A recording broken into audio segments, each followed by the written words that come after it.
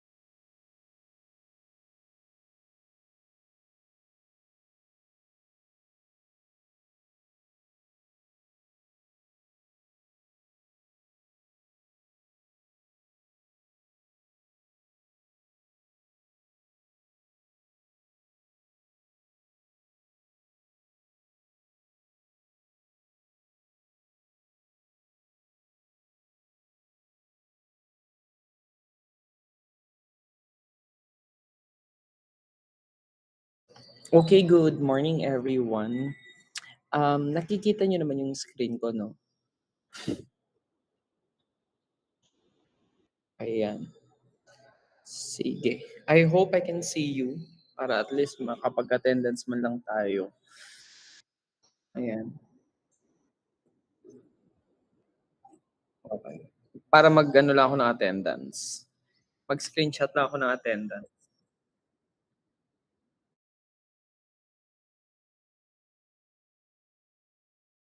Okay, ready? 1, 2, 3.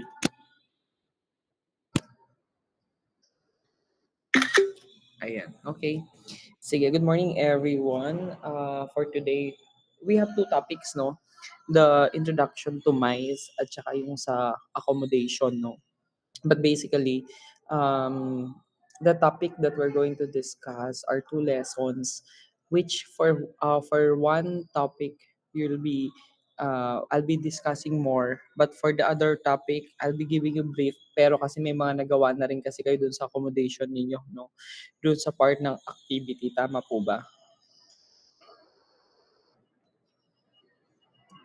Okay, doon sa inyong mapping, 'di ba? May accommodation mapping na tayong ginawa. But anyways, sige, let me proceed to the discussion of the topic, the introduction to meeting incentive, exhibitions, and conferences and event management, or the what's called MICE. Okay. So, in this lesson, we're going to learn what is the event management is all about. Please, notify me if medyo nawawala ako or anything, no, na magpa-fluctuate yung aking data, no, para at least alam ko at makabalik ako kung saan medyo nawala ako, no. So anyway, so when we talk about intro to MICE, basically it comes from the word event, no? It's a combination of what's called event. And when we talk about event, this is a general term indicating the coming together of the number of people in one place.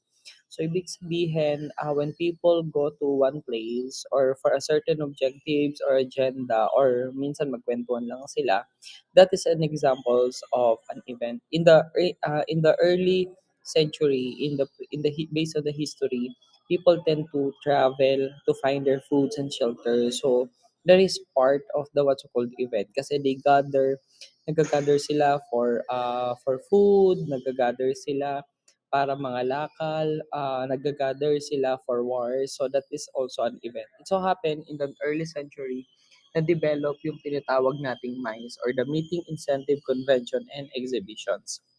So, when we talk about an event, there are two types of the event, the what's called ordinary events and the special events.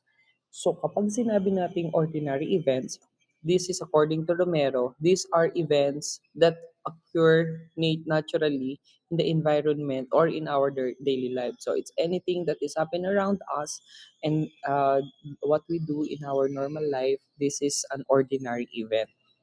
But when we talk about an special event, according to Goldbat naman on 2022, this is gathering of human beings, generally lasting from a few hours to a few days and designed to celebrate, honor, and teach about or observe human endeavor.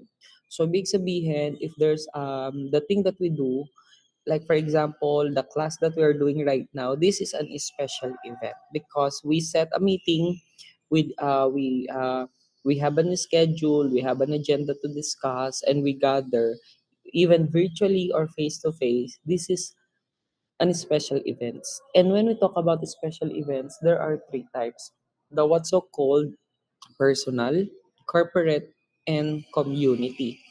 The examples of personal events are the celebrations of life's milestones, which include birthday, debut, wedding anniversary, and even funeral. Funeral also is also part of a personal event. Okay, and the second types is the what's so called corporate, the activities that improves productivity and profitability of the companies. Seminars, training workshops. The one that I'm doing right now here is an examples of a corporate event. So we represent the university for an event, and it's a collaborations and gathering of a lot of people, no? To discuss certain causes like for cultural affairs. Yun yung ina-attendan ko today.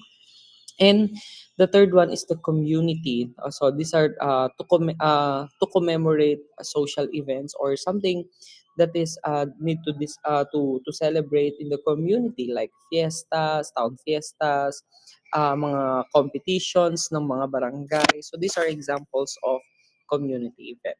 Okay? So remember those three: personal, corporate, and community. And note that an event shall be organized for a specific purpose.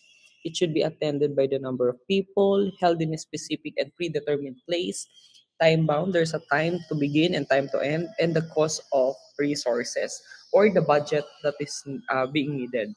Which must possess, of course, kailangan. Kung ito yung meron siya, kailangan it possess the title, the type of the event, the purpose or objectives, the participants, place or venue, date and time, and of course, cost and resources. When you do later on, gagawa kayo ng proposal, like what I've mentioned to the HM class, gagawa kayo ng proposal ninyo kung anong event ang gagawin ninyo para doon sa culminating ninyo. Okay? So may mga proposal sila na i-collaborate din ninyo para pipiliin ko kung anong magandang topic or agenda para doon sa event na gagather ninyo. So later, for your activity, kayong apat ay magpro-propose ng isang topic na gusto ninyong maging laman or mai-discuss para doon sa inyong gagawing culminating activity or sa inyong gagawing events. Okay? So, kailangan meron siyang types, ayan, may mga purpose, may mga short description siya, no? Which you are going to do in the rest of our time, no? So, now, let's go to the what's so called mice. So, what is mice? Well, definitely, this is not the mice that we are referring, but mice talks about the meetings, incentives, conventions, and exhibitions.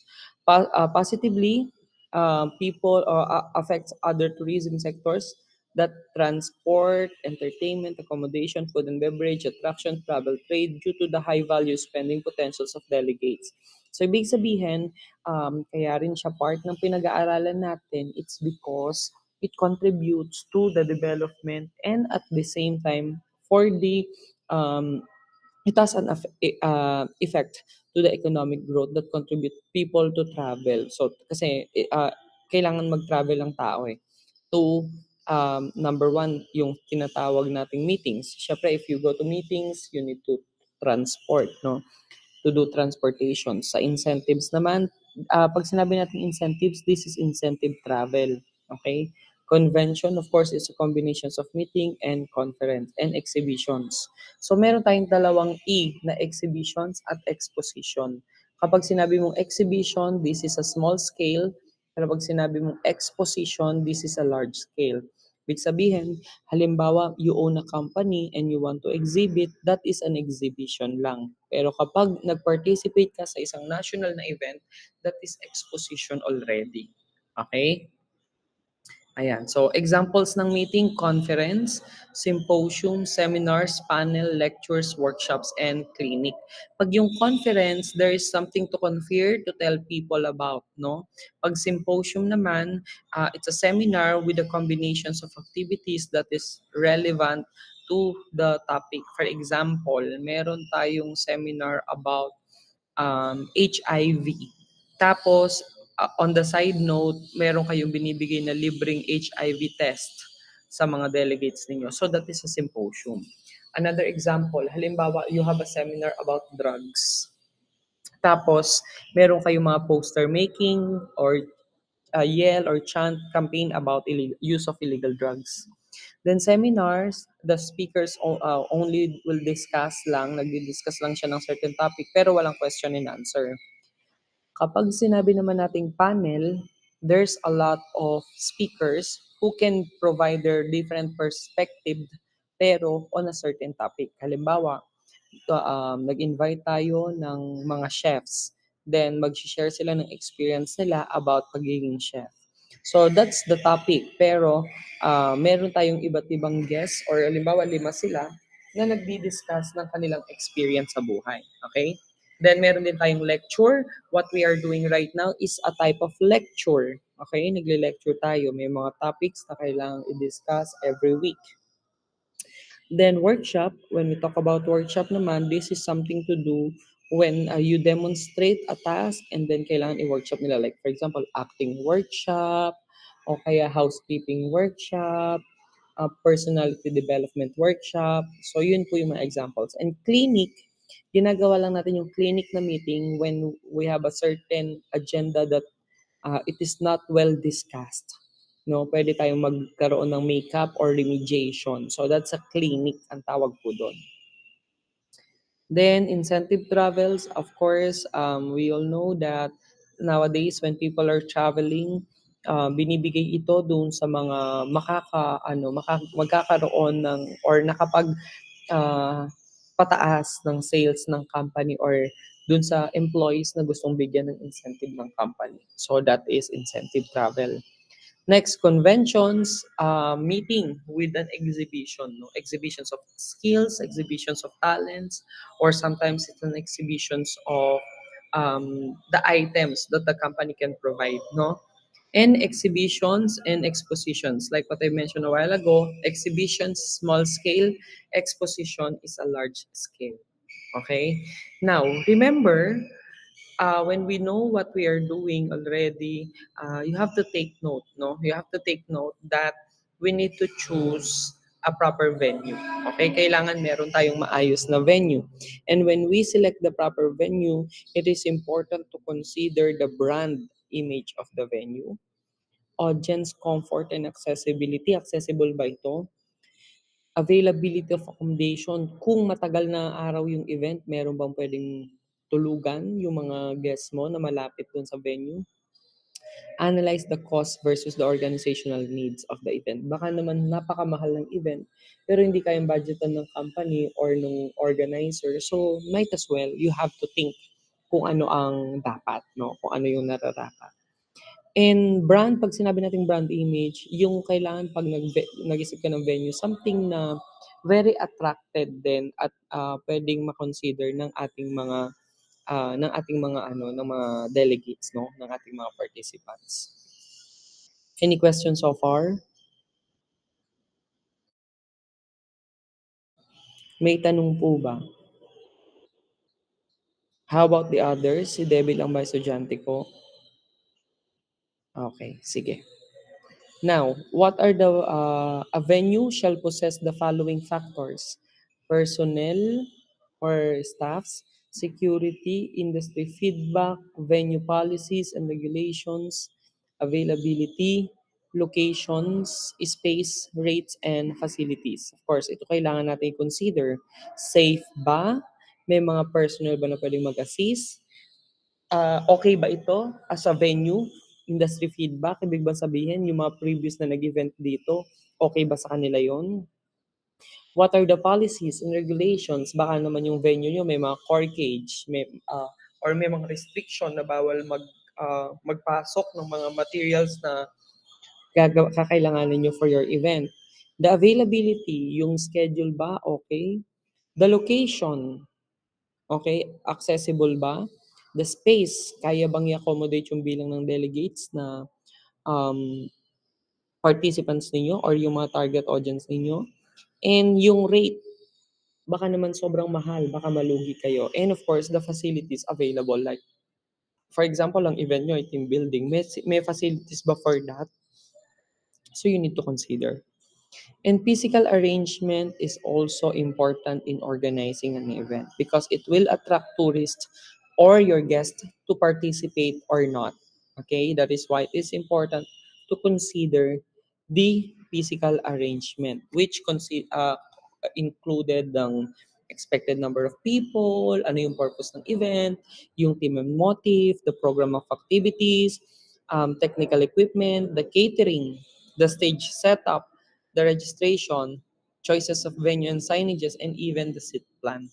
Okay, so saan ba dapat gagawin? Kasi nga important yung venue, yung physical arrangement. Okay?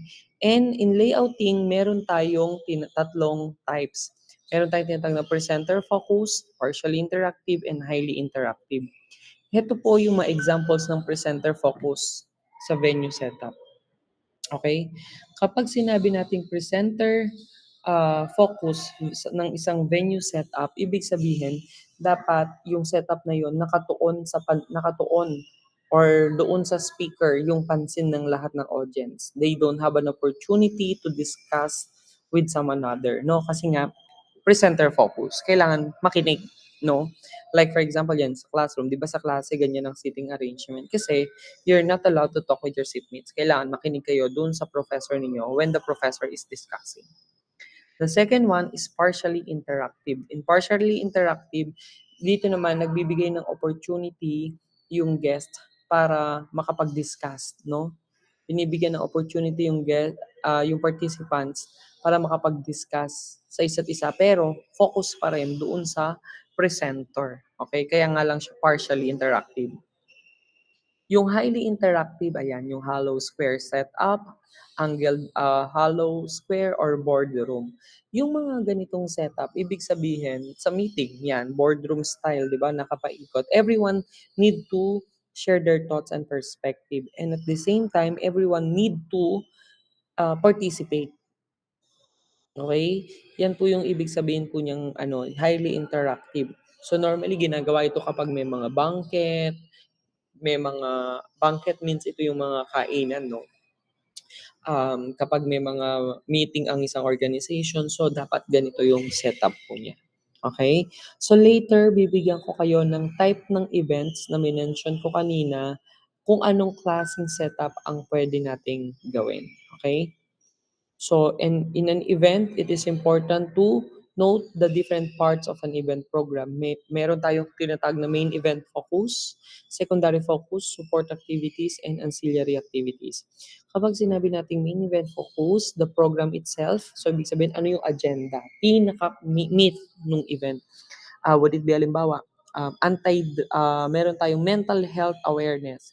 So, yung topic ng resource speaker, yung pagdi-discuss ng resource speaker about mental health, yun po yung main event focus. Yung secondary focus, kung sino yung i-invite yung speaker, o kaya meron pa kayong ibang format ng program, this is secondary focus.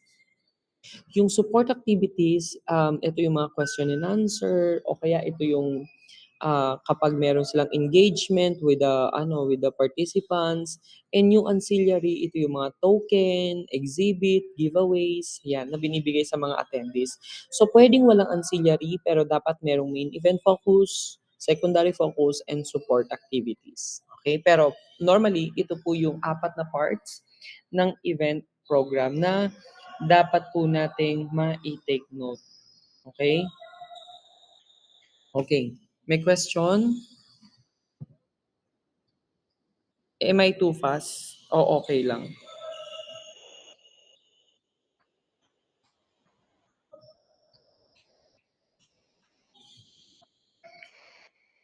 Okay. Sige. Next.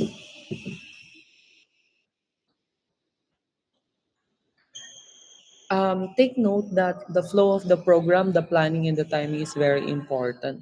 Hindi tayo pwedeng sabak lang ng sabak, no? Kailangan i-consider din natin kailan tayo, ano yung structure ng program, yung mga technologies na gagamitin. So, okay, organizers need to be creative in coming up with an engaging program flow. Lalo na kapag halimbawa may mga delay na speaker, so dapat tinatansya nyo rin yan. And somehow, kinukonsider natin kung paano natin i-adjust yung program natin. Okay? But that's part of the planning. Now, ano yung iba't ibang example ng format? Ito po yung formal, informal, and participant-driven. Doon sa setup kanina, yung yung sinasabi nating part ng program, yung highly interactive, ito po yung participant-driven. Kapag magbre-brainstorming, silent meeting, role-playing, simulation, technology center, and conference, ang ginagamit pong format natin yung highly interactive. Kapag um, kapag yung formal naman, ito yung focused. Okay? Yung kailangan yung focus nila is highly participated sila. Okay? So, ang sa formal po, ito yung kanyang example, no, na format dapat ng setup. Presenter focus setup. Okay?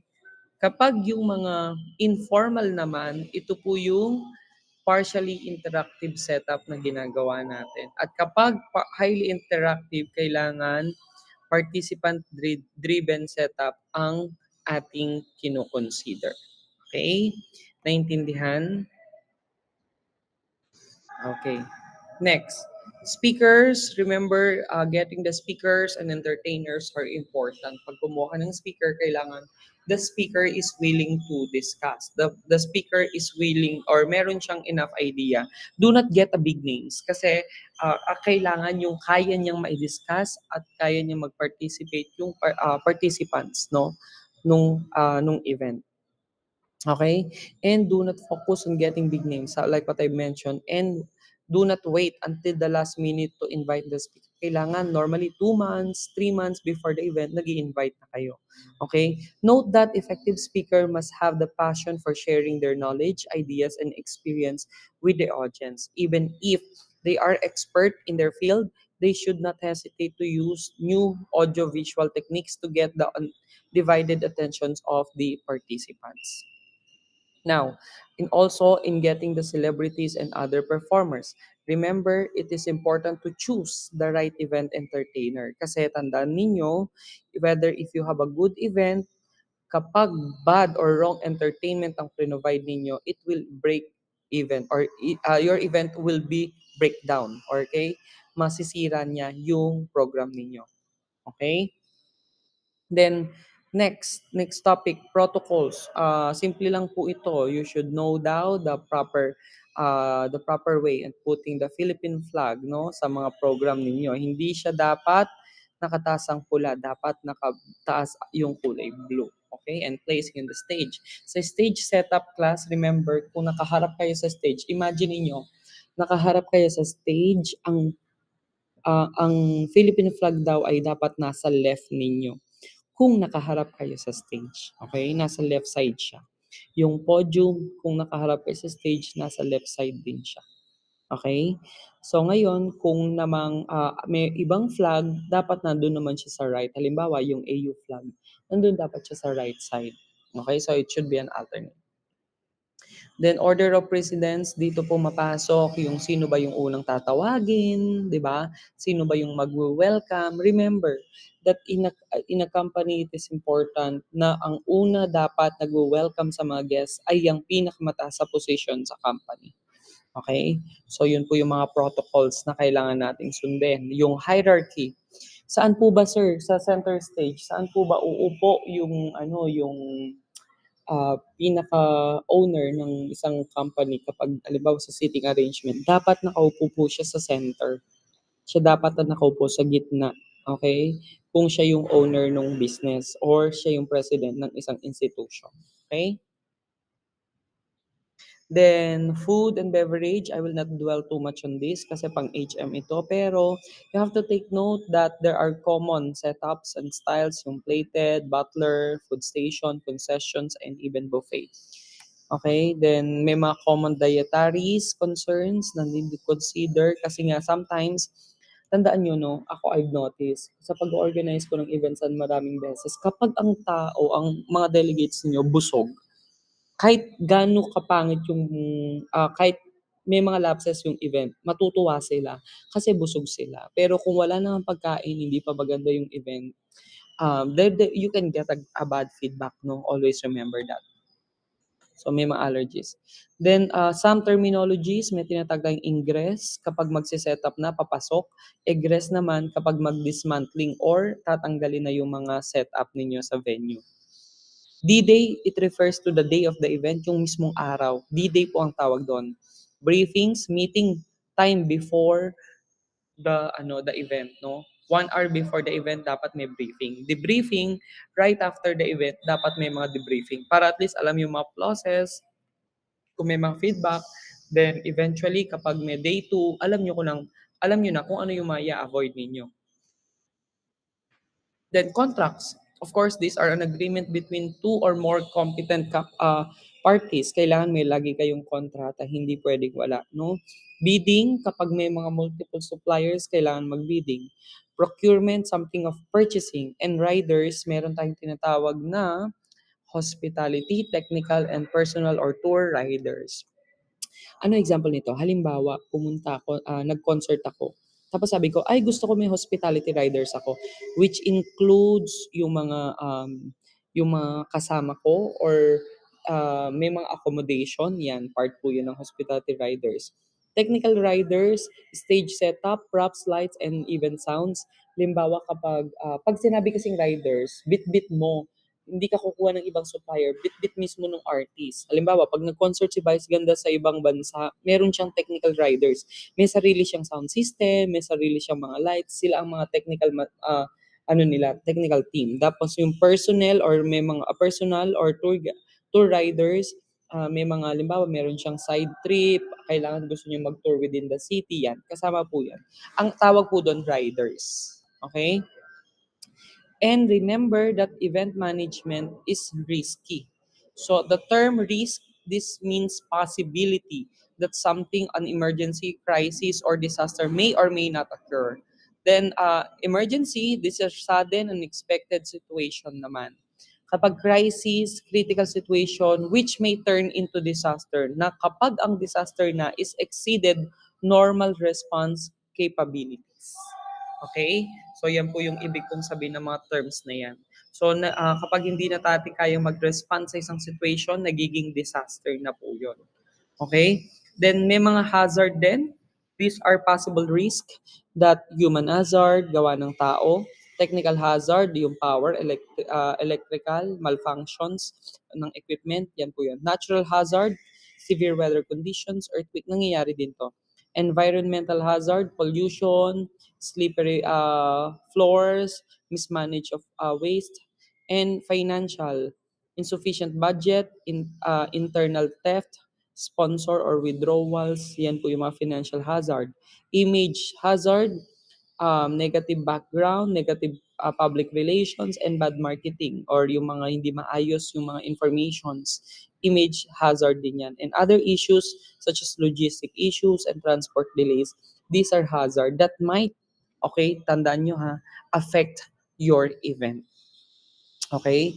So take note that managing the event is achieving your projects. That's why it must be a wow. It has been a wow factor. No, it's probably dapat meron siyang wow factor, which means world-based trends, objectives are smarts, winning the audience, focus on the goals, alignment with the objectives, creativity, touch points, out of the box takeaways, recall, and satisfactions of the five senses. Okay? So remember, managing an event is really hard, but yet it's fulfilling, especially if you are satisfying your consumers or your guests or delegates. Okay? Any questions?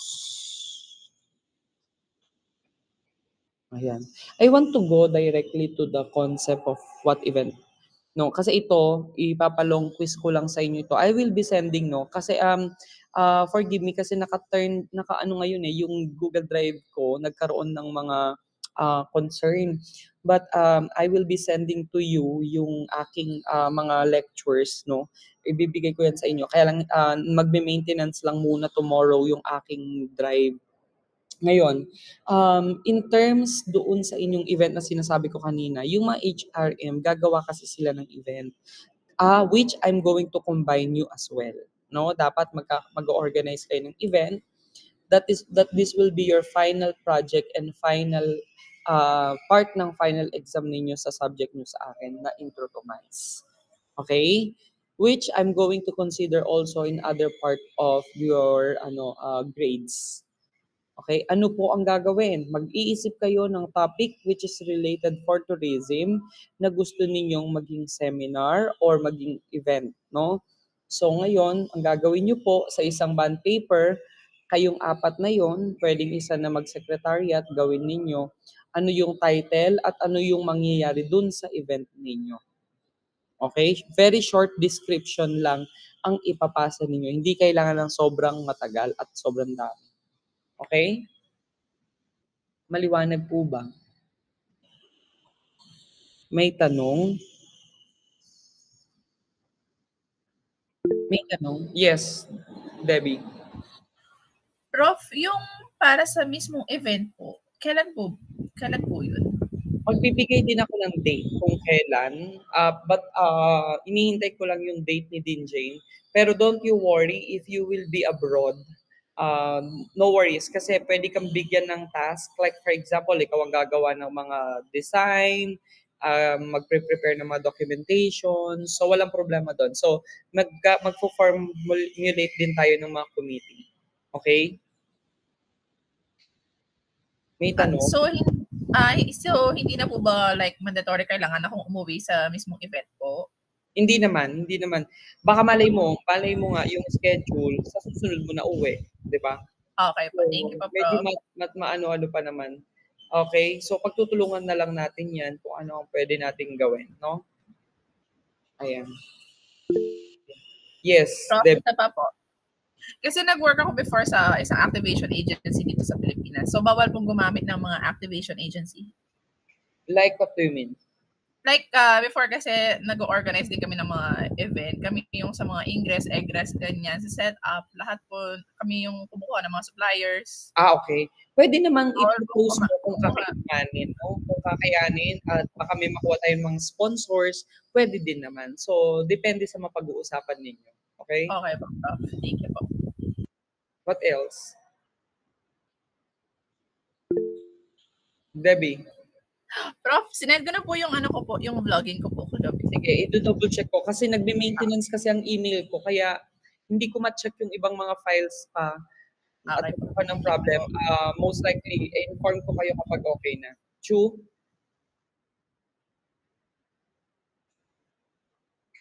Sige. Yung yung sa isang susunod subject natin, no, because it's already time, I need to go back to the event. Magre-record na lang ako, then isi-send ko na lang sa inyo yung recorded ng discussion. Ngayon, ang output kasi noon, nai-advance ko na sa inyo, di ba? Naglagay na kayo ng accommodation, tama? Doon sa inyong portfolio. Tama po ba? So, nai-advance nyo na yung isang activity. Ang susunod na activity kasi niyan is magpa-participate kayo sa hotel familiarization na hintayin natin sa instruction ni Dinjin. Pero kung hindi, Kung hindi, bibigyan ka kayo ng alternative na activity for that. Okay? So, for further discussion yung latter part. Yes, Debbie. Prof, may exam po ba kami dito sa dalawang subjects po today? For ang ano nyo, for MICE, walang exam but it's a long quiz. Okay, bibigyan ko lang kayo ng long quiz about MICE. It's a case quiz lang 'yon. For accommodation, bibigyan ko lang din kayo ng isang case. Yung exam ninyo written, yun lang ang meron kayong written sa accommodation lang. Prof, pwede ko po bang i-take yung exam ko sa 26 po? Kasi nasa Doha po ako ngayon. Okay lang naman, walang problema. Thank you po. Basta Bali, ano po nun, Prof? Sabihan ko po kayo before? Yeah. Sabihan mo lang ako. Okay, thank you po, Prof. Yes, Stephanie.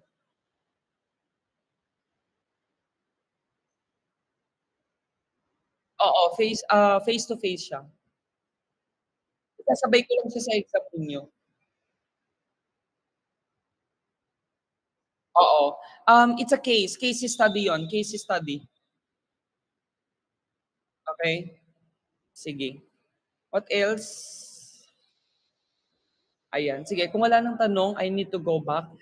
Si-send ko na lang sa inyo yung recorded, okay? Yes. Yes, like what I've mentioned, hintayin niyo muna, may maintenance lang ako, isi-send ko sa inyo. Okay? Okay. Okay, bye everyone. Thank you po, Prof. Thank you, Prof.